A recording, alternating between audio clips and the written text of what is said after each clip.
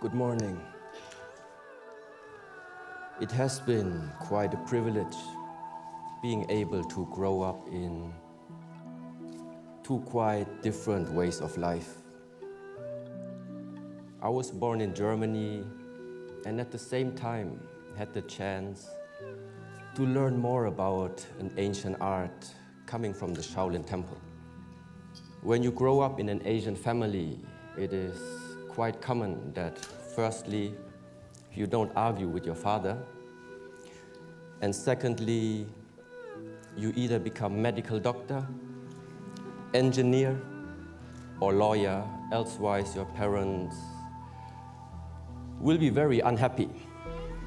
So, having that said, I finished my academic education with 2 university degrees, MBA, and quite a collection of different certificates and diplomas. Everything that my parents thought be useful to have. But throughout this education, I felt something was missing. Because I was learning about many different aspects. How the plant is working, what an atom is made out of, how a political system is functioning. But somehow the subject was missing to learn something about myself. So with the age of 4, for the first time, I got introduced into the monastic practices. And I was very happy to find out that the main part of these practices were dealing with the exploration and the discovery of yourself. There was mental training, development of behavior, combined with the physical training, all aspects of what nowadays is known as Shaolin Kung Fu. Now, despite the wishes of my parents to somehow go out in the market and try to manage the world, I decided to continue this monastic life and start learning more about myself first. Now, in the preparation for this talk, I was asked to share a few words on what is important in this lifetime. And see, it's already challenging to put 3 decades into a single talk. But the picture I would like to show you summarizes very much what I consider as being valuable in this lifetime.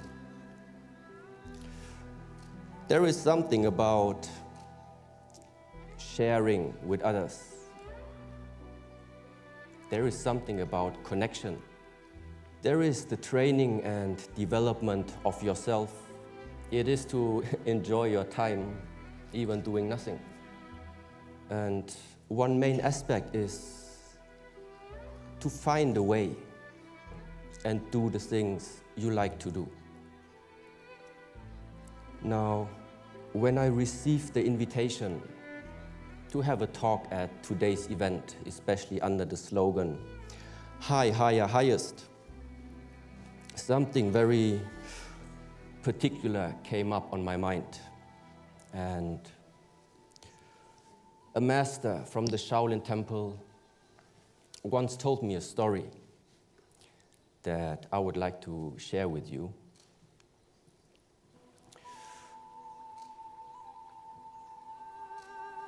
A man was living close to a mountain, and every day he was thinking, how would it be to climb that mountain, and what would I see on the peak? So finally the day came, and the man went on the journey. arriving at the foot of the mountain, he met the first traveler. So he asked, "How did you get up the mountain and what did you see from the top?" And so the traveler shared his path and also the view that he had. But then the man was thinking, the way that this traveler described to me sounds very exhausting. I need to find another way to climb. So he continued to walk on the foot of the mountain until he met the next traveler. So once again he asked, "How did you climb up that mountain? And what did you see from the top?" And so again the traveler shared his story. Still not being determined on which direction and which way to go, the man asked 30 more people, 30 more travelers. When he finished talking to all of them, he finally made up his mind. Now that so many people already shared with me their past and especially what they all saw from the top, I don't need to climb there anymore. It is very unfortunate this man never went on the journey. Now, to conclude this story, firstly, each individual needs to find the most suitable way to climb that mountain.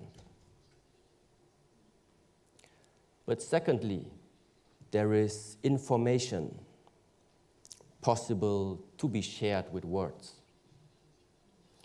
But it is impossible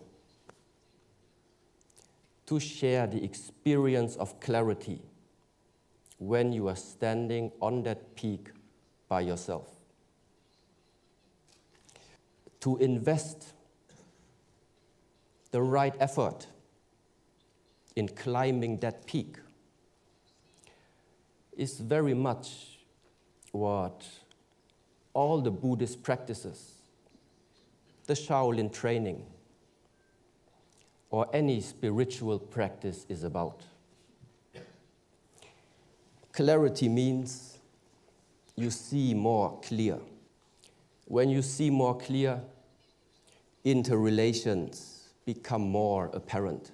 When you see more clear, there is no need to believe anyone or believe anything.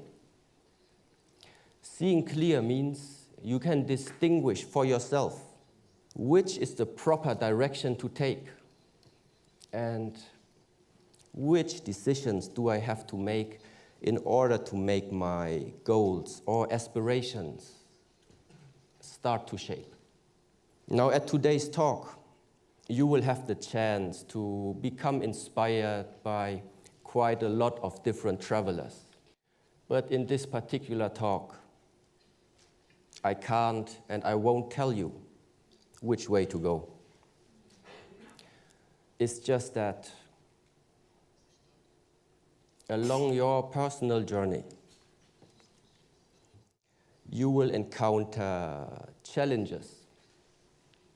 Those challenges will either prevent you, or some of them even stop you from moving on and climbing that mountain.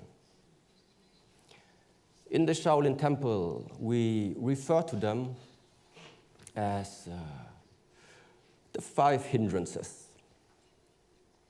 The 5 hindrances are describing different states of the mind.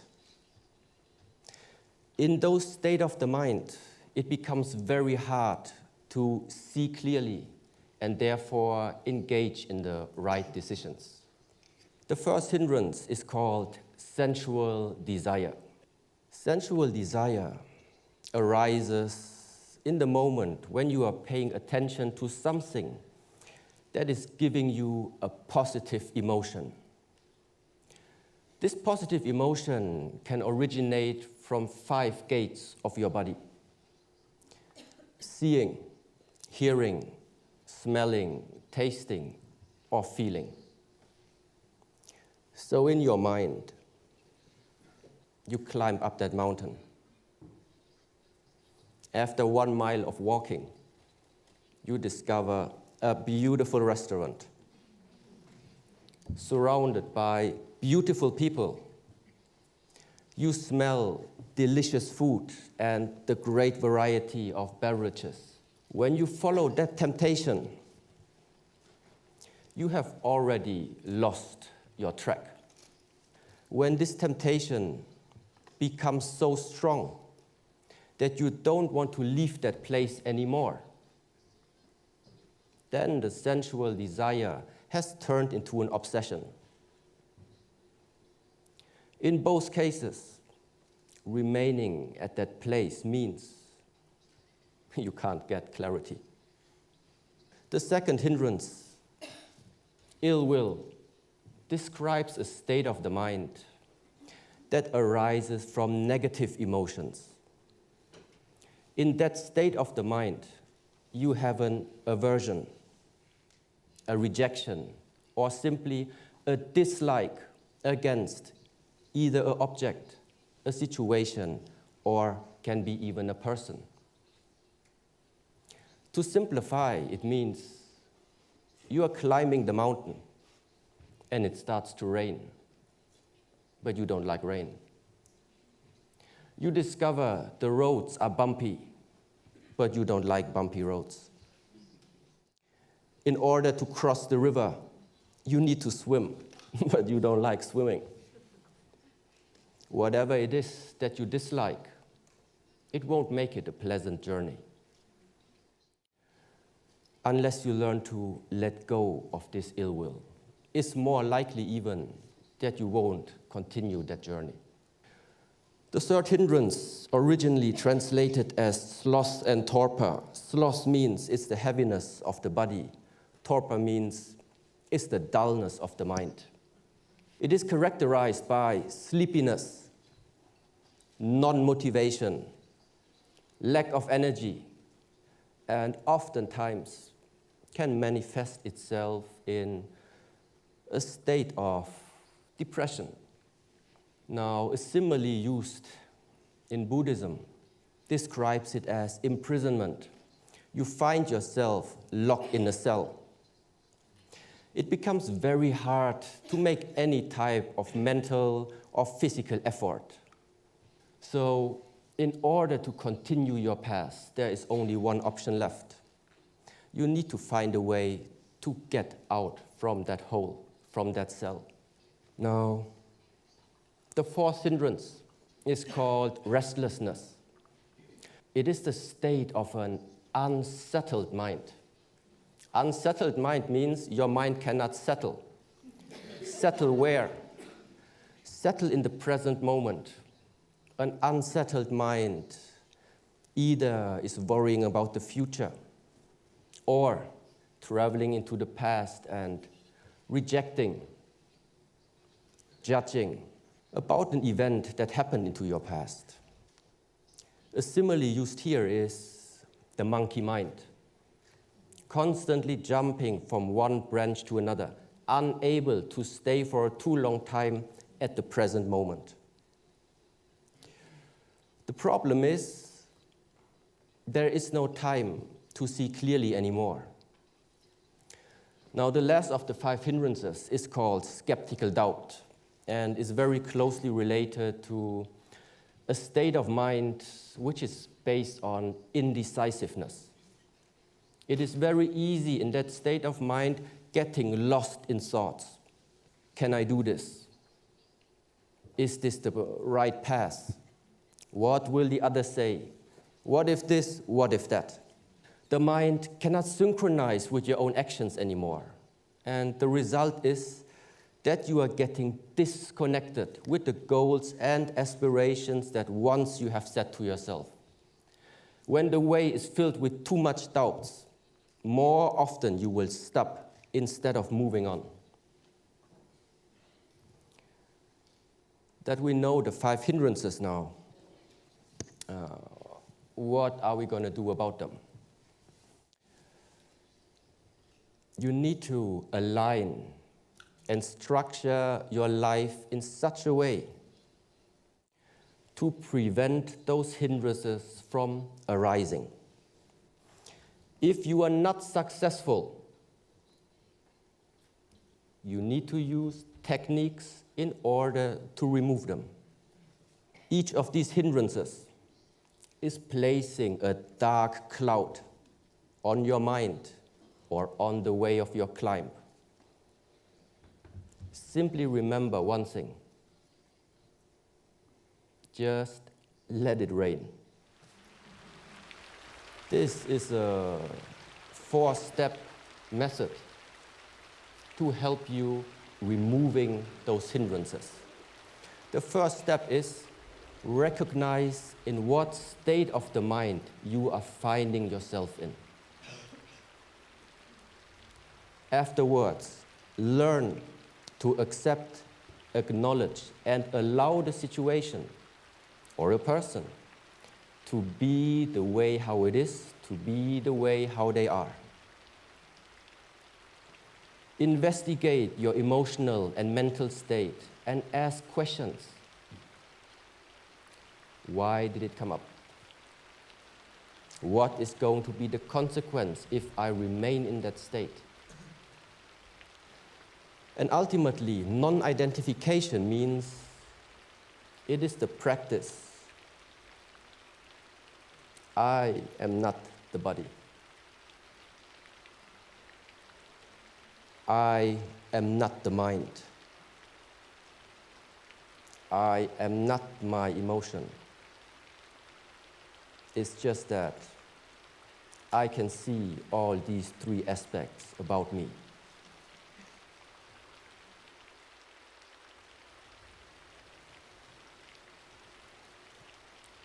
All of our lifetimes, all of our lives are too unique to copy the past from someone else. To bring meaning to your life, to bring value into your life, you need to learn and master yourself. And don't let the hindrances stop you. If any of you chooses to climb that path to clarity, I will be very happy to meet you at the peak.